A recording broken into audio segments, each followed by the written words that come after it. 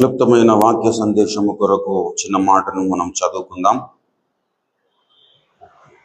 కీర్తనల గ్రంథము 130వ సంకీర్తన 130వ సంకీర్తన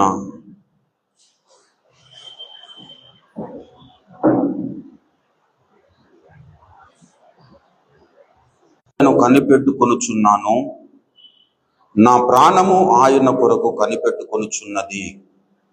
ఆయన మాట మీద నేను ఆశ పెట్టుకొని ఉన్నాను. కావలి వారు ఉదయము కొరకు కనిపెట్టుట కంటే ఎక్కువగా నా ప్రాణము ప్రభువు కొరకు కనిపెట్టుచున్నది.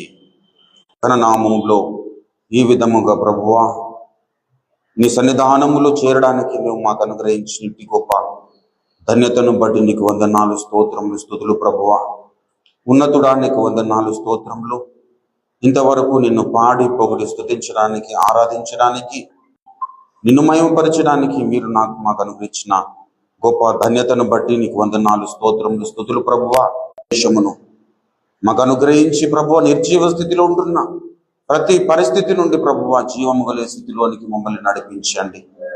ఓ నాయన, నీకు వందనాలు, స్తోత్రములు, స్తుతులు. ప్రభువా, నిలబడిన నీ యొక్క దీనదాసుడు ప్రభువా, కేవలము వడ్డివాడే నిష్ప్రయోజకుడే ప్రభువా, నీ దాసుని ప్రభువా నీ రక్తముతో, నీ సిలువ రక్తముతో బాగుగా కడిగి పరిశుద్ధపరిచి పవిత్రీకరించి శుద్ధునిగా చేసి ప్రభువా నీ దాసు. ఆమేన్, ఆమేన్. దేవునికి స్తోత్రం. హల్లెలూయా, హల్లెలూయా. ప్రభువునందు నాకు అత్యంత ప్రియమైన దేవుని బిడ్డలారా, క్రైస్తవ విశ్వాస జీవితములో దేవుని కొరకు కనిపెట్టడం అనేది శ్రద్ధ వహించాడు. బాల్యము నుండే దేవుని చేత బోధింపబడ్డాడు. బాల్యము నుండి నీవు నాకు బోధించుచు వచ్చితివి అన్నాడు. దయచేసి కీర్తనల గ్రంథము 71వ సంకీర్తన 71వ భక్తుడు దావీదు గారు.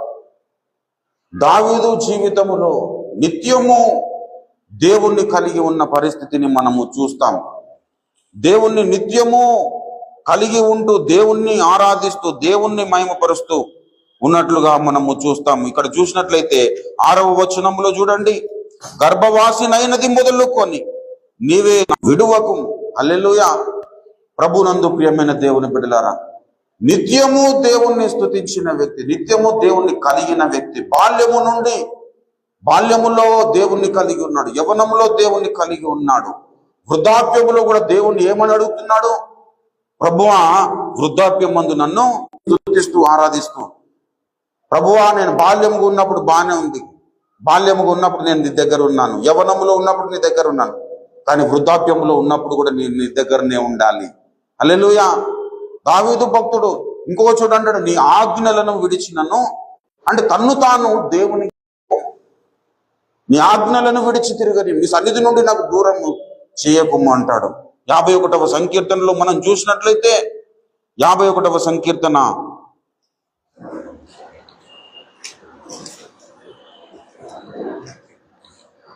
51వ సంకీర్తన దయచేసి 11వ వచనములో చూడండి. నీ సన్నిధిలో నుండి నన్ను తోసివేయకుము, నీ పరిశుద్ధాత్మను నా యొద్ద నుండి తీసివేయకుము, నీ రక్షణానందము నాకు మరలా పుట్టించుము. దేవుని సన్నిధానములో నిత్యము కనిపెడుతూ ఉన్నాడు, దేవుని సన్నిధానంలో నిత్యము ప్రార్థన చేస్తూ ఉన్నాడు. మంచి పరిస్థితుల్లో మాత్రమే కాదు, అన్ని పరిస్థితుల్లో దేవుణ్ణి హత్తుకొని ఉంటున్నాడు. హల్లెలూయా. ఈ 51వ సంకీర్తన మరి దావీదు జీవితంలో ఒక పొరపాటు జరిగిన తర్వాత వ్రాయబడిన సంకీర్తన. అప్పుడు ఏమంటాడో, నీ రక్షణానందము నాకు మరలా పుట్టించమంటున్నాడు. అంటే రక్షణానందము పోయితేనే పుట్టించమని అడుగుతాం. ఇప్పుడు రక్షణానందం ఉన్నదనుకో, రక్షణానందం పుట్టించమని అడగాల్సిన అవసరం లేదు. రక్షణానందం నాకు పుట్టించమని ఎప్పుడు అడుగుతాడు? అది పోయినప్పుడు అడుగుతాడు. రక్షణానందము పోయింది. ఎందుకు అంటే దావీదు ఊరియాను చంపించాడు. ఊరియాను చంపించి బత్షెబతో మరి తన జీవితాన్ని గడుపుతున్న కాలంలో మరి నాతాను అను ప్రవక్త వచ్చి దావీదును హెచ్చరిక చేసినప్పుడు వెంటనే మారు మనసు పొంది ఆ దౌర్భాగ్యులను ఆ యొక్క దౌర్భాగ్యమైన పని చేసింది నేనే అని పశ్చాత్తాపడి ఈ కీర్తన రాస్తా ఉన్నాడు. ఆ మొదటి వచనములు అంటాడు, దేవాన్ని కృపా బాహుల్యము కృప చొప్పున నన్ను కరుణించుము, నీ వాత్సల్య బాహుల్యము చొప్పున నా అతిక్రమములను తుడిచివేయము. హల్లెలూయా. అంటే దావీదు భక్తునికి ఉన్న దేవునితో ఉన్న అనుబంధము చూడండి. నీ కృపా బాహుల్యం, నీ వాత్సల్య బాహుల్యము చొప్పున నా అతిక్రమమును తుడిచివేయము. నీ కృప చొప్పున నన్ను కరుణ. నీ దగ్గర కృప ఉంది కదా, నువ్వు సత్యవంతుడవే, కానీ నీ దగ్గర కృప కూడా ఉన్నది. హల్లెలూయా. కాబట్టి నీ కృప చేత నన్ను దర్శించండి, నీ కృప చేత నన్ను ఏం చేయాలి, నన్ను కరుణించండి, నీ వాత్సల్య బాహుల్యము చొప్పున నా అతిక్రమములను తుడిచివేయము అన్నాడు. అంత మాత్రమే కాదు ప్రియులారా, ఆయన ఏమంటున్నాడు, నా దోషము పోవునట్లు నన్ను బాగుగా కడుగుము, నా పాపము పోవునట్లు నన్ను పవిత్రపరచుము అన్నాడు. అదే విధంగా ఇంకేమంటాడు, 6వ వచనములో చూసినట్లయితే, నీవు అంతరంగములో సత్యము కోరుచున్నావు, ఆంతర్యమున నాకు జ్ఞానము విషయముల కొరకు కనిపెడతా ఉన్నాడు. హల్లెలూయా. దేవుని కృప కొరకు కనిపెడుతున్నాడు, దేవుని వాత్సల్యము కొరకు కనిపెడుతున్నాడు, దేవుని కరుణ కొరకు కనిపెడుతున్నాడు. ప్రతి విషయము, ఏ విషయములో దావీదు భక్తుడు ఏ అవసరతలో ఉన్నాడో ఆ అన్ని దేవుని నుండి పొందుకున్నాలనుకున్నాడు. హల్లెలూయా. మనం ఏం చేస్తాము, మనకి ఎవరైతే సహాయం చేస్తారో వారి మీద ఆధారపడతాం. కానీ దావీదు భక్తుడు అలా కాదు. ప్రతి విషయంలో క్షమాపణ కావాలా, దేవుని మీద ఆధారపడ్డాడు. డబ్బు కావాలా, ఆస్తులు కావాలా, ఏదైనా కావాలా, శత్రు బలం నుండి విడిపింపబడాలా, అది దేవుని మీదనే ఆధారపడ్డాడు. కాబట్టి నిత్యము దేవుని సన్నిధానంలో మొరపెట్టిన వ్యక్తి దావీదు భక్తుడు, నిత్యము దేవుణ్ణి స్తుతించిన వ్యక్తి. గర్భవాసినైది నాది మొదలుకొని నీవు నాకు ప్రాపకుడుగా ఉంటూ, అంటే నా ప్రాకారము, నా ఆశ్రయము నీవే. ప్రభునందు ప్రియమైన దేవుని బిడ్డల, ఆ విధంగా దేవుణ్ణి స్తుతిస్తూ ఒకానొక ఘట్టం వచ్చినప్పుడు తాను ఊరియా విషయంలో తప్పు చేసిన తర్వాత దేవా నన్ను కరుణించమని చెబుతూనే ఆయన ఏమన్నాడో తెలుసా, నాయందు శుద్ధ హృదయము కలగచేయుము అన్నాడు. దయచేసి చూడండి, 10వ వచనంలో చూసినట్లయితే, దేవా నాయందు శుద్ధ హృదయము కలుగచేయము, నా అంతరంగంలో స్థిరమైన మనసు నూతన స్వచిత్తమును జరిగించుకోవడానికి పూనుకుంటాడో అప్పుడు మన హృదయము స్థిరముగా ఉండదు పిల్లలు. మన హృదయము మలినమైపోతుంది, మనకు అర్థం కాదు, కానీ మన హృదయము మలినమైన స్థితిలోనికి వెళ్ళిపోతుంది. ఆ పరిస్థితిని దావీదు భక్తుడు గమనించాడు. గమనించి ఏం చేస్తున్నాడు, నా హృదయం మలినమైపోయింది, నా అంతరంగము మలినమైపోయింది, కాబట్టి నా హృదయమును శుద్ధి చేయండి. ఎంత దేవునికి ఆనుకొని బ్రతుకుతున్నాడు చూడండి పిల్లలు. పర్వాలేదు, నువ్వు నాకు చెప్పేదానికి చెప్పేసి నాతానన్న ప్రవక్తను బయటకు పంపించచ్చు, కానీ అలా చేయలేదు పిల్లలు. ఆ దౌర్భాగ్యుడను నేనే, ఆ పొరపాటు చేసింది నేనే అని వెంటనే మారు మనసు పొంది దేవుని సన్నిధానంలో పశ్చాత్తాపడుతూ ఉన్నాడు. పశ్చాత్తాపడుతూ ఆయన హృదయము మలినమైపోయింది, దీని కారణాన్ని బట్టి నేను దేవుని స్పష్టంగా స్తుతించలేకపోతున్నాను అని అనుకొని, ప్రభు నాయందు శుద్ధ హృదయము కలగజేయము అన్నాడు. దేవునికి ఎప్పుడైతే మనము విరోధముగా నడుచుకుంటామో, దేవునికి అసహ్యమైన కార్యము, దేవుని దృష్టికి అసహ్యమైన కార్యము లేదు, ఆ మనసు చెడిపోయింది. కాబట్టి ఇప్పుడు నూతన పరచండి. హల్లెలూయా. మన దేవుడు నూతన పరిచేవాడు ప్రియులారా. మన దేవుడు ఎటువంటి వాడు, నూతనముగా పుట్టించేవాడు, నూతనము కలుగచేవాడు. దయచేసి 104వ కీర్తనలో చెబుతాడు. 104వ కీర్తన, దయచేసి 104వ కీర్తన 29 నుంచి మనం చదివినట్లయితే, నీవు ముఖమును, ఎటువంటి వాడంటే నూతన పరిచేవాడు. మన పాత స్వభావమును ఎప్పుడైతే మనము విడిచిపెట్టాలనుకుంటామో, ఆ పాత స్వభావమును తొలగించడము మాత్రమే కాదు, నూతన స్వభావమును అనుగ్రహించేవాడు. హల్లెలూయా. మనం ఎవరికైనా ఈ లోకములో సహాయం అడిగినప్పుడు సహాయం చేస్తారు. ఏదైనా డబ్బు సహాయం కావాలంటే డబ్బు సహాయం చేస్తారు, కానీ మనకున్న ప్రతి పరిస్థితిని తీర్చలేరు. హల్లెలూయా. కానీ దేవుడు అటువంటి వాడు కాదు. మనకు ఏదైతే అవసరం ఉందో అది ఇవ్వడము మాత్రమే కాదు, దాని ద్వారా నువ్వు ఎలా ముందుకు సాగాలో కూడా నేర్పిస్తాడు.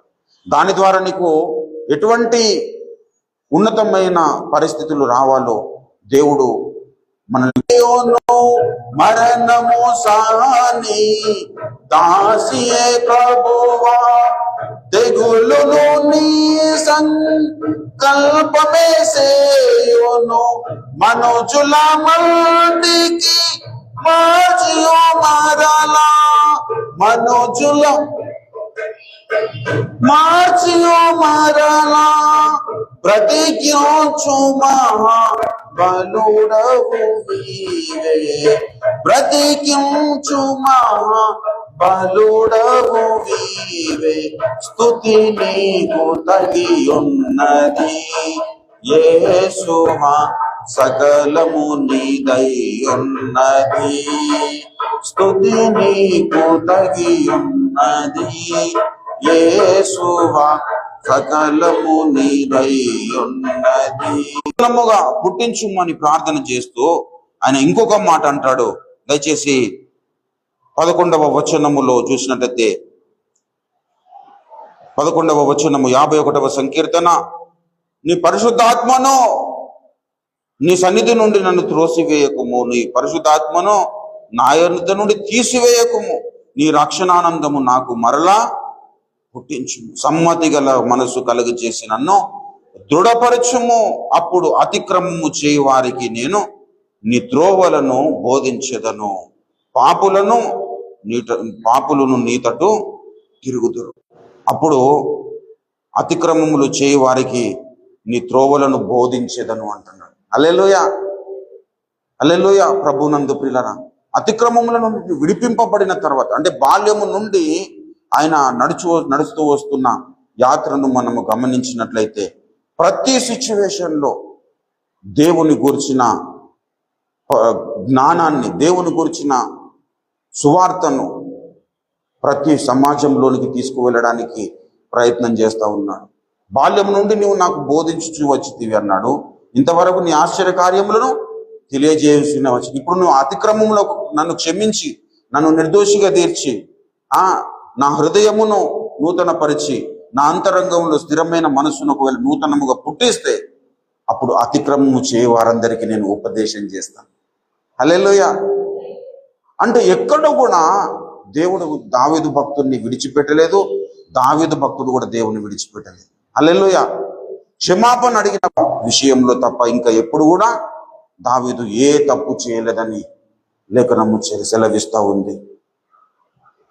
ప్రభునందు పిల్లలు. కానీ దేవునికి ఇష్టనిగా బ్రతకడానికి దావీదు భక్తుడు నిరంతరము సాధన చేస్తూ దేవుని యొక్క ముఖమును చూస్తూ ఆయనలో ఉంటున్న పరిస్థితి, నాలో ఉంటున్న పరిస్థితి ఎలా ఉంది అని చూసుకుంటూ తన జీవితాన్ని గడుపుతున్న కాలంలో అనేకమైన పొరపాట్లు ఆయనలో కనపడ్డాయి. కాబట్టి ఆయన ఏమంటాడు, నా అపరాధములు నా తల వెంట్రుకలకు మించినవి అంటాడు. హల్లెలూయా. నా దోషములు నా తల వెంట్రుకలు మించినవి అంటాడు. నేను తల ఎత్తి చూడలేకపోతిని అంటాడు 38వ సంకీర్తనలోనికి మీరు వచ్చినట్లయితే.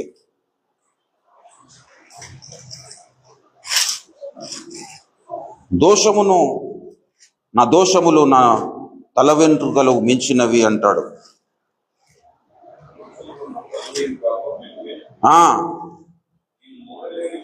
మోయలేని అవి నా మీద మోపబడి ఉన్నవి. ఏమంటున్నాడండి? మోయలేని పాపములను గురించి చింతిస్తూ దేవుని సన్నిధానములో మరి ఆయన కనిపెడుతూ వచ్చాడు. ఇంకొక చోట కూడా అంటాడు, చదవండి.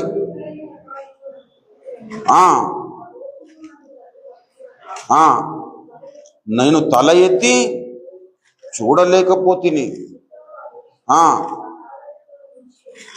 నా లెక్కకు అవి నా తల వెంట్రుకలను మించి ఉన్నవి.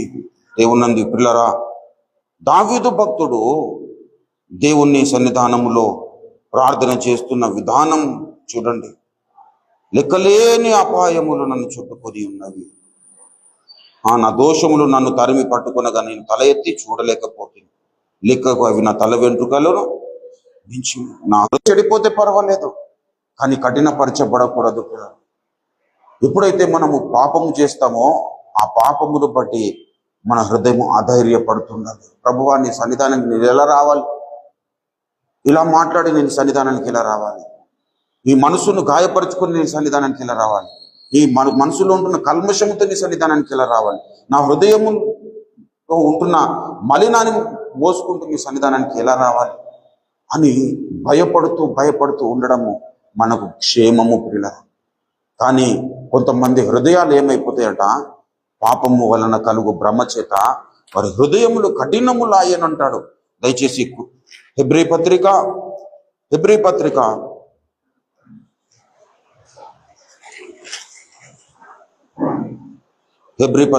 దయచేసి 3వ అధ్యాయము దయచేసి 13-15 వచనాలు కలిసి ఉన్నవాడు. నేడు మీరు ఆయన శబ్దము వినిన ఎడల కోపము పుట్టించినప్పటి వలె మీ హృదయములను కఠినపరచుకునకూడని ఆయన చెప్పెను గనుక పాపము వలన కలుగు భ్రమ చేత మీలో ఎవడునో దేవుని నామానికి స్తుతి కలుగును. పాపము మనల్ని ఏం చేస్తుందట? మన హృదయాలను. ఎప్పుడైతే మనము పాపములో కొనసాగాలని ఇష్టపడతామో అప్పుడు మన హృదయం కఠినమైపోతుంది. దేవుడు ఆజ్ఞాపించాడు, మీరు ఆయన శబ్దము వినిన ఎడల కోపము పుట్టించినప్పటి వల్ల మీ హృదయములను కఠినపరుచుకుని. దేవుని హృదయమును వారి హృదయమును కఠినపరుచుకున్నారు, దేవుని చేశారు.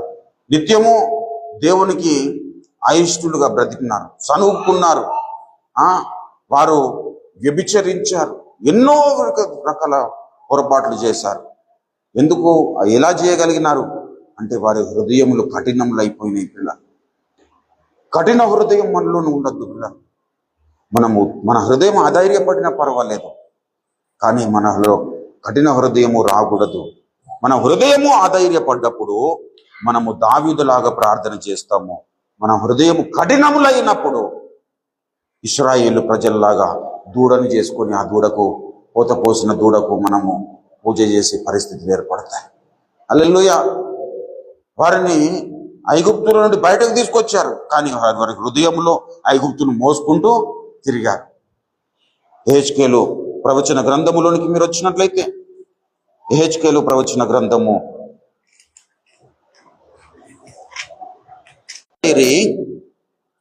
గనుక నేను వారి హృదయమును లోపరుచుకున్నట్లు యెహోవానగు నేనే వారికి ప్రత్యుత్తరం ఇచ్చున్నాను. కాబట్టి ఇశ్రాయేలుకి ఈ మాట చెప్పుము. ప్రభువగు యెహోవా సెలవిచ్చినదేమనగా, మీ విగ్రహములను విడిచిపెట్టి మీరు ప్రభునందు ప్రియులారా. కాబట్టి మన జీవితంలో మనము అనుసరించవలసిన ఒక శ్రేష్టమైన భక్తుడు దావీదు భక్తుడు. దావీదు తన జీవితంలో ఏ లోపాలు ఉన్నాయో అవన్నిటినీ కడుక్కోవడానికి, విసర్జించడానికి, విడిచిపెట్టడానికి ఏమంటున్నాడు? యెహోవా, నేను నీ కొరకు కనిపెట్టుచున్నాను. హల్లెలూయా. దేవుని కొరకు కనిపెడతా ఉన్నాడు, దేవుని కొరకు ప్రార్థన చేస్తా ఉన్నాడు. లూకా సువార్త 18లో చెబుతాడు, మీరు మెలకువగా ఉండి ప్రార్థన చేయుడి అంటాడు. శోధనలో ప్రవేశించుకున్నట్లు మెలకువగా ఉండి ప్రార్థన చేయుడి. అయితే ప్రార్థన దేవుడు వినాలి అంటే మనం ఏం చేయాలి? దేవుడు మన ప్రార్థన వినాలి. దేవుడి కొరకు కనిపెడుతున్నాడు. కనిపెట్టిన వ్యక్తి మనకు దొరకాలంటే మనము ఎలాంటి యాటిట్యూడ్ కలిగి ఉండాలి అంటే, మనం ఎన్నో విషయాలు చెప్పొచ్చు. దేవుడు మన ప్రార్థన వినాలంటే మనము నరహత్య చేయొద్దు, వ్యభిచారము చేయొద్దు, దొంగతనము చేయొద్దు, ఇవన్నీ అనేకమైన విషయాలు మనం చెబుతాం. కానీ దేవుడు ఏమంటాడంటే, ఎవరి ప్రార్థన దేవుడు వింటాడంటే, ప్రభునందు ప్రియులారా, ఎవరైతే దేవుని యొక్క వ్యక్తిత్వము తమ జీవితంలో సంతరించుకోవాలని ఇష్టపడతారో వారి ప్రార్థన దేవుడు వింటాడు. హల్లెలూయా. దేవుడు మన ప్రార్థన, ఇప్పుడు ఒక వ్యక్తి మనల్ని ప్రేమించాలి అంటే, ఒక వ్యక్తిని మనం ప్రేమించాలంటే మనం ఏం చేస్తాం? మనలకు ఇష్టమైన వాటి ఉన్నవా లేవని చూస్తాం. ఆ విధంగా దేవుడు మన ప్రార్థనలు వినాలి అంటే నరహత్య చేయదు, ఇవన్నీ కామన్గా మనం మానేస్తాం. కానీ దేవుని మనస్సు మనలోనికి రాలేకపోతే మనము తన చిత్తానుసారమైన ప్రార్థన చేయాలి. హల్లెలూయా. మీరు నా చిత్తానుసారముగాని మీరు ఏది అడిగినను నేను మీకు ఇస్తానన్నాడు. హల్లెలూయా. అయితే ఆయన చిత్తానుసారముగా మనము ప్రార్థన చేయాలి అంటే మన చిత్తము చనిపోవాలి. హల్లెలూయా. మన చిత్తము చావాలి. మన చిత్తము చావకుండా దేవుని చిత్తాన్ని మనము జరిగించలేము. చాలా మంది ఏమనుకుంటారంటే అడుగుడి మీకు ఇవ్వబడునని అక్కడ ఉంటారు. కానీ అడిగేది దేవుని చిత్తానుసారముగా అడగాలి. తట్టుడి మీకు తీయబడునని లేఖనం చెబుతుంది. అన్ని విషయంలో మనము దేవుని తట్టుతున్నాం, కానీ అన్నిటిని దేవుడు డోర్ ఓపెన్ చేయట్లేదు. తట్టుడు మీకు తీయబడునన్నాడు. ఇదిగో నేను తలుపు నొద్ద మీరు ఉండేది తట్టుచున్నాను అని దేవుడు కూడా అన్నాడు. కానీ ఎవడైతే తలుపు తీస్తాడో అప్పుడు మన దేవుడు మనలోపలికి వస్తాడు.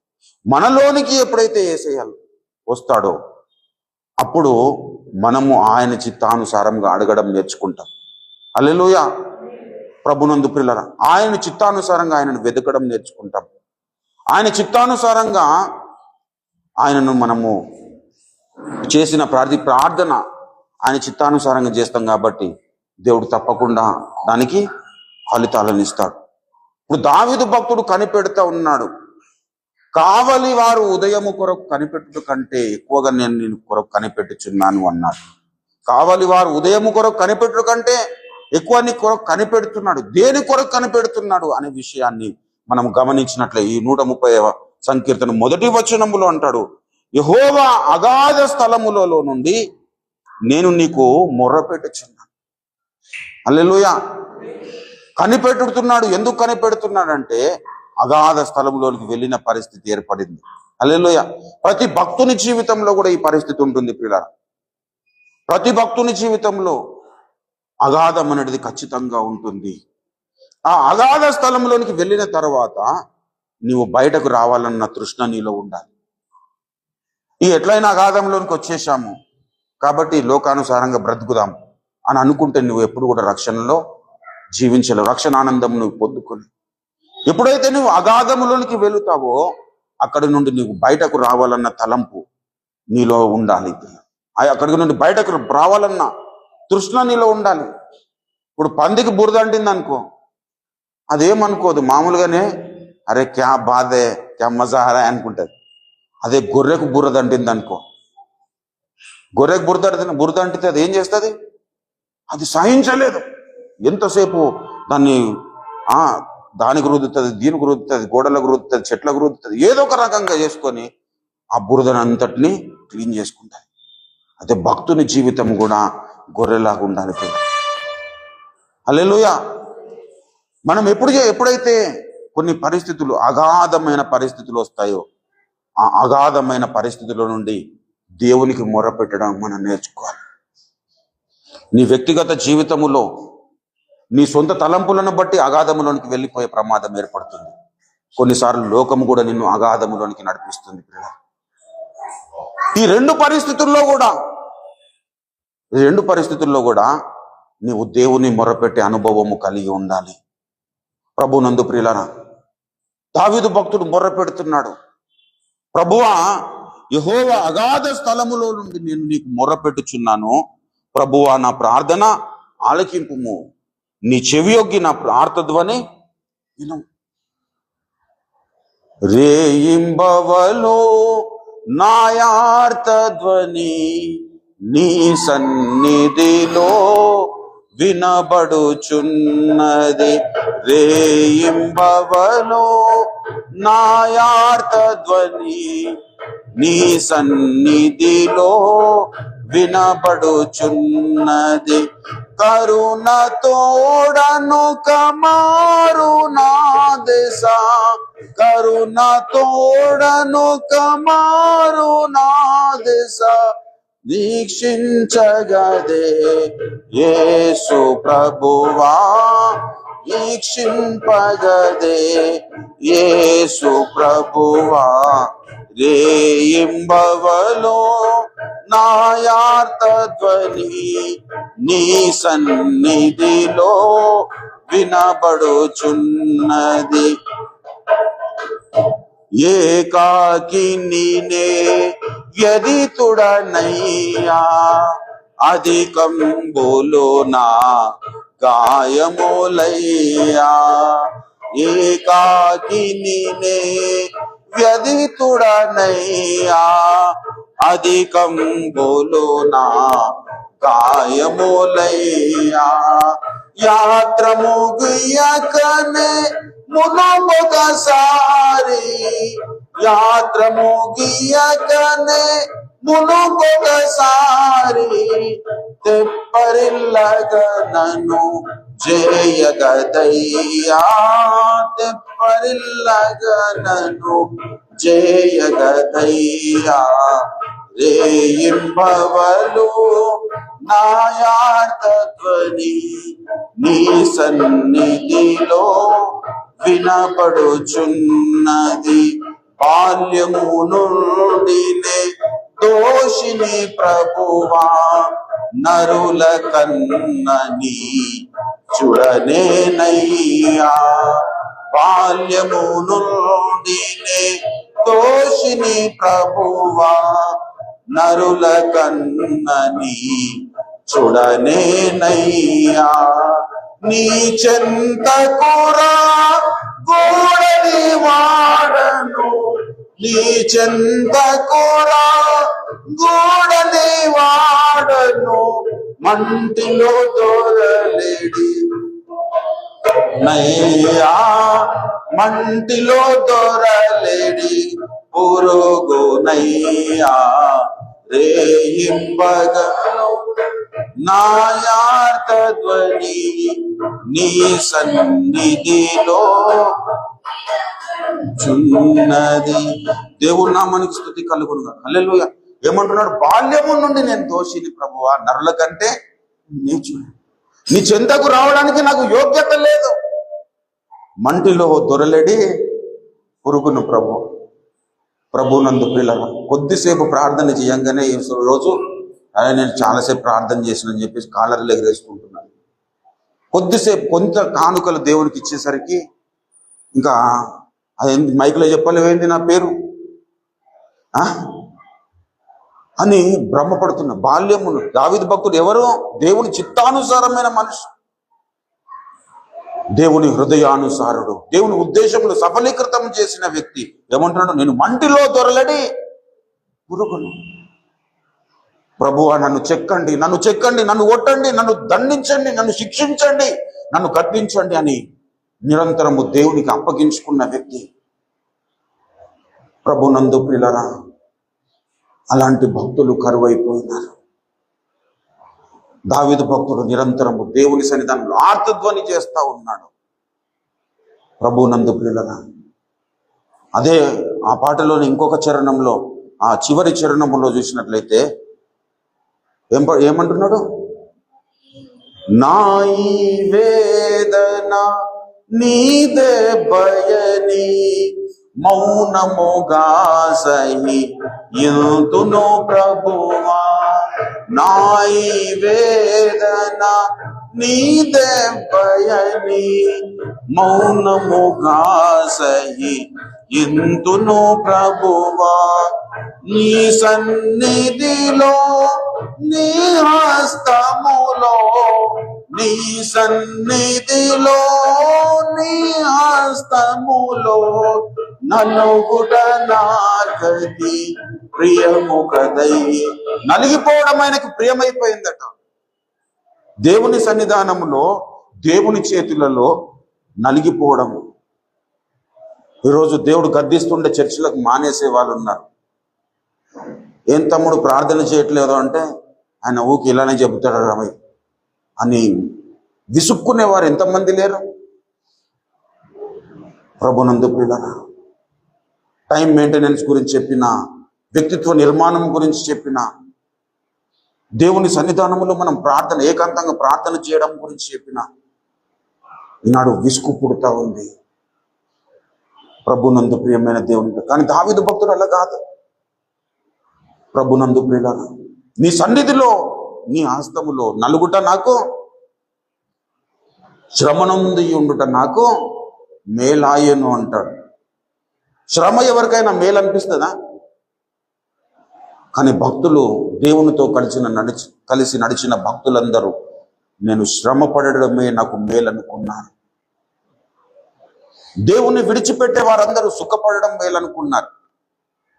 కానీ కాబట్టి వారి పేర్లు రాయబడలేదు జీవ గ్రంథంలో. వారి పేర్లు ఉండే పిల్లలు శ్రమ నొందడమే నాకు మేలు అనుకొని బ్రతికిన ఎవరైతే ఉంటారో వారిని మనం అనుసరించాలి. దావీదు భక్తుడు నా ఆర్తత్వాన్ని ఏమంటున్నాడండి? చెవియొగ్గి నా ఆర్తధ్వని వినము. ఆర్తధ్వని అంటే కృంగిపోయిన స్థితిలో ఆర్జిస్తూ ఉన్నాడు. దేవుని సన్నిధిలో తన హృదయమును కుమ్మరించుకుంటున్నాడు. ప్రభువా నా ఆర్తధ్వని వినండి. ఈనాడు నెల రోజులు దేవుని సన్నిధానికి రాలేకపోయినా మనలో ఏమాత్రం కన్నీరు రాదు, ఏమాత్రం హృదయము అయ్యో నేను దేవుని దూరంగా ఉన్నాను కదా అని అనిపించేది. ఎందుకంటే మన హృదయము కఠినమైపోయింది. ప్రభునందు పిల్లలు, దుష్టుడు ఏం చేస్తాడంటే ఏం పర్వాలేదు, లాస్ట్ వీక్ వెళ్ళలేదు, ఈ వీక్ కూడా వెళ్ళకపోయినా పర్వాలేదు అని చెప్తాడు. అలా అలా అలా నీ జీవితాన్ని ఏళ్ళు గడిచిపోతాయి. ఏళ్ళు గడిచిపోయిన తర్వాత నువ్వు వెనక్కి తిరిగి చూసుకున్నప్పుడు అయ్యో నేను ఎంత పెద్ద పొరపాటు చేశాను, నీ సన్నిధి నుండి నేను ఎంత దూరంగా వెళ్ళిపోయాను అని ఎప్పుడైతే భక్తుడు గ్రహిస్తాడో అప్పుడు హృదయములో నుండి వచ్చే వేదనయే ఆర్తధ్వనిగా దేవుని సన్నిధానంలో ప్రార్థన చేస్తున్నాడు. ప్రభువా నేను అగాధ స్థలములలో నుండి నేను నీకు మొర్రపెట్టచ్చు. హల్లెలూయా. ఎక్కడి నుండి మొర్రపెడుతున్నాడు? అగాధములో నుండి అగాధ స్థలంలో నుండి నేను మొర్రపెడుచు. నా ఆర్తధ్వని నీవు వినకుండా త్రోసివేయకండి ప్రభువా అని దేవుని సన్నిధానంలో ప్రార్థన చేస్తున్నాడు. ఆయన ఇంకొక మాట అంటున్నాడు. ఏ ధైర్యముతో దేవుని సన్నిధానానికి వచ్చాడో చూడండి. నేను అగాధములో ఉన్నాను, నేను ఆర్తధ్వని వినిపిస్తున్నాను. అయితే ప్రభువా నువ్వు దోషమును ఒకవేళ కనిపెట్టి చూస్తే ప్రభువా ఎవడు నిలవగలడు అంటాడు. 3వ వచనంలో చూడండి. యెహోవా నువ్వు దోషములను కనిపెట్టి చూచిన ఎడల ప్రభువా ఎవడు నిలవగలడు? అయినను జనులు నీ యందు భయభక్తులు నిలుపునట్లు నీ వద్ద ఏం దొరుకుతుంది? క్షమాపణ దొరుకుతుంది. హల్లెలూయా. ఎక్కడ దొరకలేని ఒక శ్రేష్టమైన బహుమానము దేవుని సన్నిధానంలో దొరుకుతుంది పిల్లలు. ఏంటంటే క్షమాపణ. ప్రభునందు పిల్లలు, లోకము క్షమించడానికి ఇష్టపడదు, కానీ దేవుడు క్షమించడానికి ఇష్టపడతాడు. లోకము తప్పు చేసిన వాణ్ణి ఎప్పుడు కూడా అంగీకరించడానికి ఇష్టపడడు, కానీ దేవుడు తప్పు చేసిన వాణ్ణి కోరుకుంటాడు. రారా నాయన, నిన్ను కడగడానికి నా రక్తమును చిందించాను అని అంటాడు. హల్లెలూయా. నా యొద్దకు వచ్చి వారిని నేను ఎంత మాత్రమును త్రోసివేయనన్నాడు. నేను ఎంత మాత్రము, కానీ రావాలన్న తృష్ణ మనలో ఉండాలి. దేవుని కొరకు కనిపెట్టుకునాలన్న తృష్ణ మనలో ఉండాలి. దేవుని కొరకు ఎదురు చూసే తృష్ణ మనలో ఉండాలి. దేవుని కొరకు మనం ప్రార్థన చేసే తృష్ణ మనలో ఉండాలి. ప్రభునందు ప్రియమైన దేవుని బిడ్డలారా, దావీదు భక్తుడు చేస్తా ఉన్నాడు ప్రార్థన. నేను అగాధంలోనికి వెళ్ళినప్పుడు ఎందుకు అగాధంలోనికి వెళ్ళాడు? ఆయన వలన కొన్ని దోషములు, దేవుని ఆజ్ఞలను, దేవుని కట్టడలను వీరినప్పుడు, ఆయన జీవితము గమనించుకున్నప్పుడు అగాధములోనికి వెళ్ళిన పరిస్థితులు కనబడుతుంది. అది దేవుడి సన్నిధానంలో మొర్రపెడుతున్నాడు. మొర్రపెడితే ఏమంటాడు? ప్రభువా నువ్వు దోషమును కనిపెట్టి ఒకవేళ చూస్తే ఈ లోకములో ఎవడైనా నిలవగలగడా? ఎవడు నిలవలేడు. అయినను జనులు నీ యందు భయభక్తులు నిలుపున్నట్లు నీ యొద్ద క్షమాపణ దొరుకుతుంది. కాబట్టి ఇశ్రాయేలు నువ్వు దేవుని కొరకు కనిపెట్టుకోమంటాడు. దయచేసి చూడండి, అదే కీర్తన దయచేసి 7వ వచనములో చూసినట్టయితే, ఇశ్రాయేలు యెహోవా మీదనే ఆశ పెట్టుకొనుము, యెహోవా యొద్ద కృప దొరుకును, యెహోవా యొద్ద కృప దొరుకును. 130వ సంకీర్తన 7వ చరణంలో యెహోవా యొద్ద కృప దొరుకును, ఆయన యొద్ద సంపూర్ణ విమోచన దొరుకును. హల్లెలూయా. అందరి దగ్గర దొరకనిది దేవుని దగ్గర దొరికేది మనకు దేవుని క్షమాపణ, దేవుని కృప, దేవుని యొక్క వాత్సల్యము మనకు లభిస్తుంది ప్రియులారా.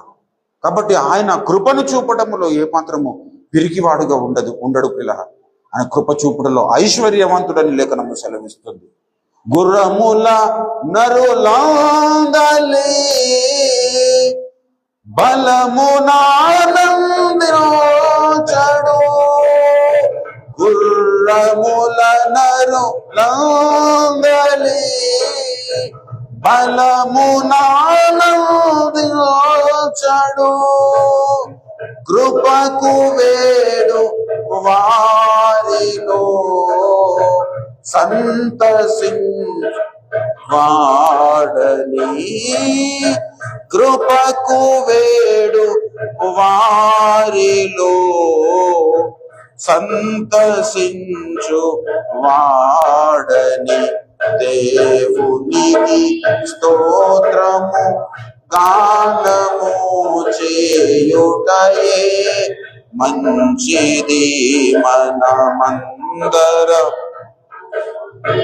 గానము చేయుట మంచిది. హల్లెలూయా. దేవుని యొద్ద కృప దొరుకుతుంది, దేవుని యొద్ద కృప, యెహోవా యొద్ద కృప దొరుకుతుంది. ఇశ్రాయేలు దేవుని కొరకు కనిపెట్టుకో. నువ్వు వేరే వాటి కొరకు కనిపెట్టుకుంటున్న టైం అంతా వేస్ట్ చేస్తున్నావు. నువ్వు వేరే వాటిని ఆశిస్తూ నీ టైం అంతా వ్యర్థం చేస్తున్నావు. నువ్వు కనిపెట్టాల్సింది దేవుని కొరకు కనిపెట్టుకో. ఆయన యొద్ద కృప దొరుకుతుంది. కృప దేని కొరకు అంటే, నువ్వు బలహీనముగా ఉంటే బలపరచడానికి కృప అవసరం.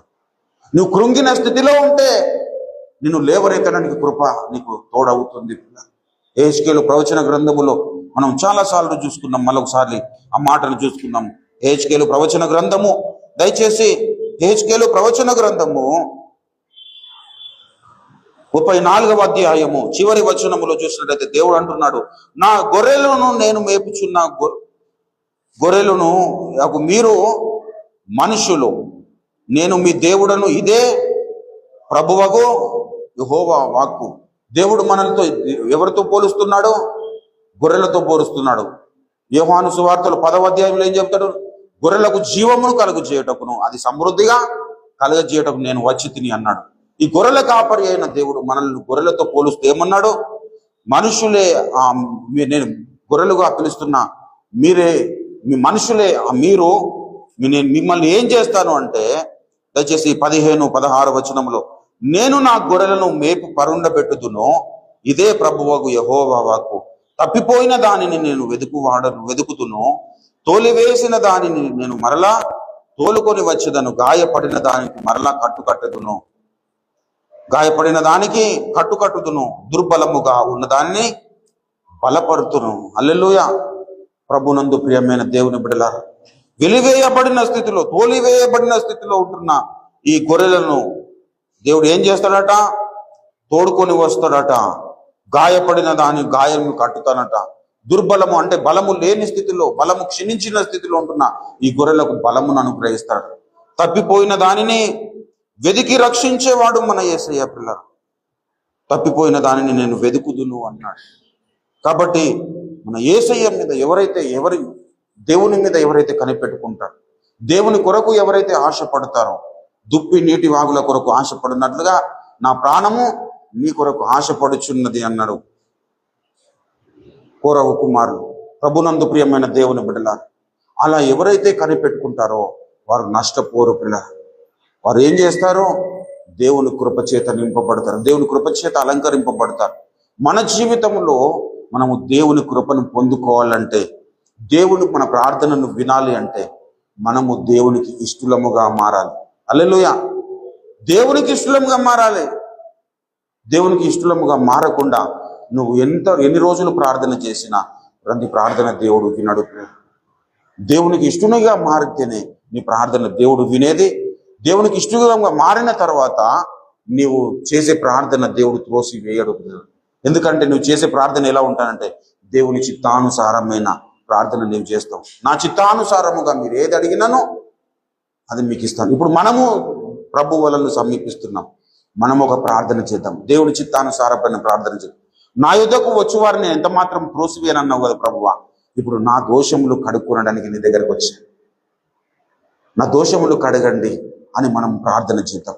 పాపము వలన వచ్చు జీతము మరణము, దేవుని కృపావరము ప్రభు అయిన యేసుక్రీస్తునందు నిత్య జీవము అన్నాడు. అదేవిధంగా ఏమన్నాడు? యోహాను సువార్త 1 యోహాను పత్రిక 1 అధ్యాయం 10లో మన పాపములను మనము ఒప్పుకొనిన ఎడల ఆయన నమ్మదగిన వాడు నీతిమంతుడు గనక సమస్త దుర్నీతి నుండి మనల్ని విడిపించి పవిత్రులనగా చేయును అన్నాడు. కాబట్టి ప్రభునందు పిల్లరా, ఆయన యొద్దకు మనం చేరదాం. ప్రభువా, నా పాపములన్నింటినీ క్షమించండి అని అడుగుదాం. ఇది దేవుని చిత్తానుసారమైన ప్రార్థన పిల్లరా. మనకు దేవుడు క్షమించేవాడుగా ఎందుకున్నాడంటే మనం అడిగే వారముగా ఉంటే దేవుడు తప్పకుండా క్షమిస్తాడు. హల్లెలూయా. దేవుడు మన పాపములను క్షమించేవాడు.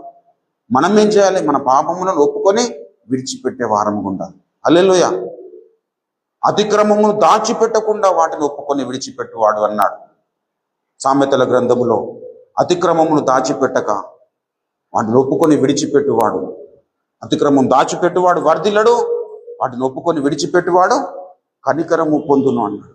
అంటే అతిక్రమము చేయువాడు వర్ధిల్లడని లేడు పిల్లలు, అతిక్రమము దాచిపెట్టువాడు అన్నాడు.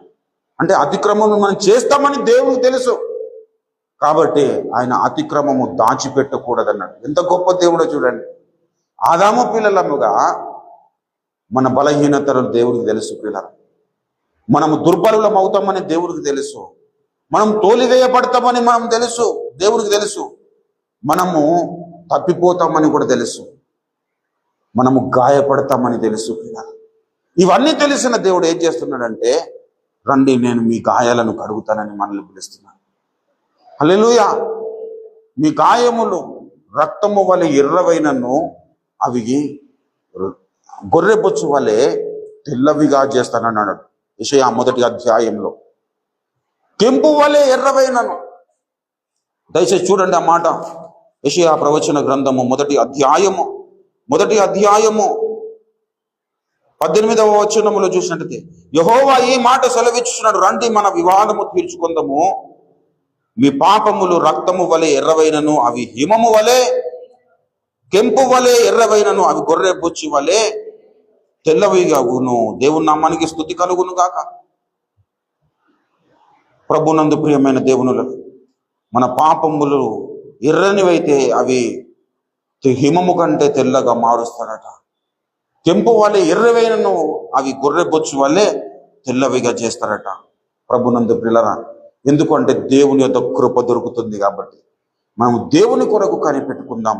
ప్రభువా, నడిచి వచ్చిన యాత్రలో నేను ఫలానా విషయంలో నేను పొరపాట్లు చేశాను, ఫలానా విషయంలో తప్పిదములు చేశాను, ఫలానా విషయంలో నేను నీకు దూరముగా పారిపోయాను, కానీ నేను అక్కడ ఉండలేకపోయాను. ఎందుకంటే నేను నీ గొర్రెను కదా, నేను పందిని కాదు ప్రభువా, నేను నీ గొర్రెను కాబట్టి నేను అక్కడ ఉండలేకపోయాను. కాబట్టి నీ దగ్గరకు వచ్చాను. దయతో నాలో ఉంటున్న మురికినంతటిని కడిగి వేయండి, నా దోషములు నా నుండి తొలగిపోనట్లుగా నీ రక్తముతో నన్ను కడగండి అని మనము ప్రార్థన చేద్దాం పిల్లరా. ఇది ప్రార్థన సమయము. మనము ప్రార్థన చేసిన దానిని బట్టి దేవుడు మనకు జవాబునిస్తాడు. మనం ప్రార్థన దేవుడి చిత్తానుసారమైన ప్రార్థన చేసినప్పుడు ఖచ్చితంగా దేవుడు తన చిత్తానుసారంగా మన అతిక్రమములను మన నుండి తీసివేస్తాడు. హల్లెలూయా. నేను నా చిత్తానుసారంగా మీ అతిక్రమలను తీసివేసి అంటాడు. కాబట్టి ఆయన మన నుండి అతిక్రమములు తీసివేయడానికి మన మధ్యలో సంచారం చేస్తున్నాడు. మన అతిక్రమం నుండి మనము ఒప్పుకొని విడిచిపెట్టడానికి మనము దేవుని సన్నిధానంలో ప్రార్థన చేద్దాం. దేవుడి మాటలు మన వినికిడిలో ఆశీర్వదించి ఫలింపజేయను గాక. ఆమేన్. రండి ప్రియులారా, మనల్ని మనం ఒకసారి స్వపరీక్ష చేసుకుందాం. యేసయ్యా, నీకు వందనాలు. నాలో ఉంటున్న దోషములను, నా అపరాధములను, నీకు ఆయాసకరమైన స్థితిని అంతటిని ప్రభువా నా నుండి తొలగించండి. దుర్బలముగా ఉంటున్న ప్రతి పరిస్థితిని నా నుండి తొలగించండి. నాకు బలమును అనుగ్రహించండి. తోలివేయబడిన ప్రతి పరిస్థితిని నాయన ప్రభువా, నా తండ్రి నాయన తొలగించి, యేసయ్యా నీకు వందనాలు, స్తోత్రం. నన్ను తోడుకొని రండి కన్న తండ్రి, నీకు వందనాలు, స్తోత్రం. తప్పిపోయిన స్థితిలో ఉంటున్న నా జీవితమును నన్ను ప్రభు నా తండ్రి వెతికి రక్షించుకోరండి కన్న తండ్రి, నీకు వందనాలు.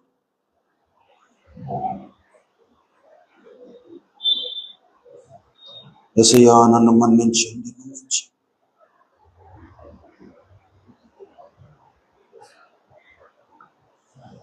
అందరము ఎవరికి వారము స్వపరీక్ష చేసుకుందాం పిల్లరా. ఇది స్వపరీక్ష సమయము, దేవునితో సమాధాన పడే సమయము, దేవుడు మనల్ని దర్శించే సమయము, మనల్ని బాగు చేసే సమయము కనుక అందరము సమయమును సద్వినియోగం చేసుకుందాం పిల్లరా. విన్న వాక్య కాంతిలో, దేవుని ముఖ కాంతిలో మన బ్రతుకులను పరిశీలన చేసుకుందాం. యేసయ్యా, నా దోషములను నా నుండి తొలగించండి.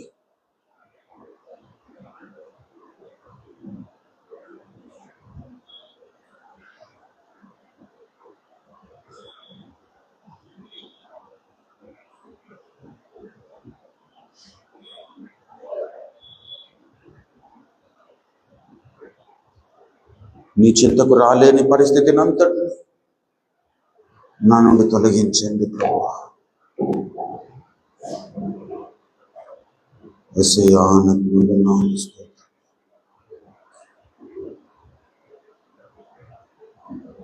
మనల్ని మనం స్వపరీక్ష చేసుకుందాం. నువ్వు ఎంతగా పశ్చాత్తాప పడతావో అంతగా నీవు క్షమాపణ పొందుకుంటావు.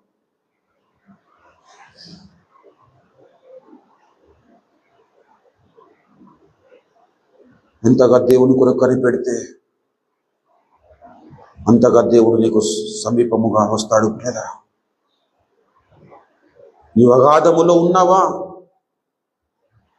అగాధ స్థలములో ఉన్న పరిస్థితుల్లో ఏ విధంగా మొరపెట్టాలో ఆ విధంగా మొరపెట్టాలి.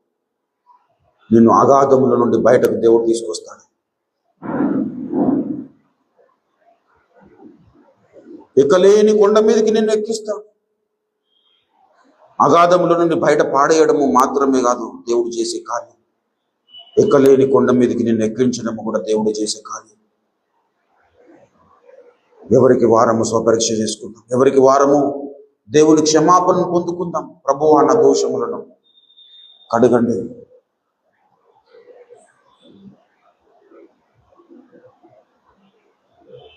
నా దోషములు నన్ను చుట్టుకొనగా నేను తల ఎత్తి చూడలేకపోతిని అని దావీదు భక్తుడు మొరపెట్టాడు. దావీదు భక్తుడు దేవుని హృదయానుసారుడు, దేవుని చిత్తానుసారమైన మనస్సు కలిగిన వ్యక్తి ఆ ప్రార్థన చేస్తున్నాడంటే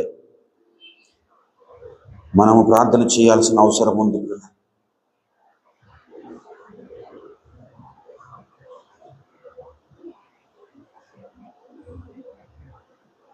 అగాధ స్థలముల నుండి దేవుని సన్నిధానానికి తన ఆర్తధ్వని వినపడినట్లుగా దేవుని సన్నిధానంలో మొరపెడతా ఉన్నాడు. ప్రభువా, నువ్వు దోషములను కనిపెట్టి చూచిన ఎడల ఎవడు నిలవగలడు ప్రభువా? అయినను జనులు నీ అందు భయభక్తులు నిలుపునట్లు నీ వద్ద క్షమాపణ దొరుకుతుంది అని దేవుని స్తుతించాడు. సంపూర్ణ విమోచన నీ దగ్గర దొరుకుతుందని దేవుని కనపరుస్తూ ఉన్నాడు. అవును ప్రియులారా, దేవుని దగ్గర సంపూర్ణమైన క్షమాపణ దొరుకుతుంది, సంపూర్ణ విమోచన దొరుకుతుంది.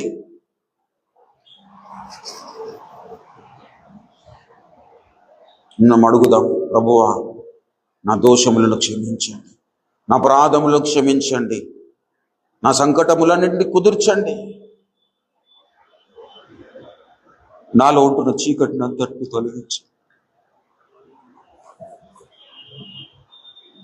అందరము ప్రార్థన చేద్దాము. అందరము సమయంలో సద్వినియోగం చేసుకుందాం పిల్లరా. ఇంక కొద్దిసేపు నేను మాట్లాడను. ఎవరికి వారము స్వపరీక్ష చేసుకుందాం. దేవుని ముఖ కాంతిలో, విన్న వాక్య కాంతిలో మన బ్రతుకులను పరిశీలన చేసుకుంటూ పశ్చాత్తాప పడదాము. మనము విమర్శించుకున్న ఎడల తీర్పు పొందకపోదు మన లేఖనము సెలవిస్తుంది.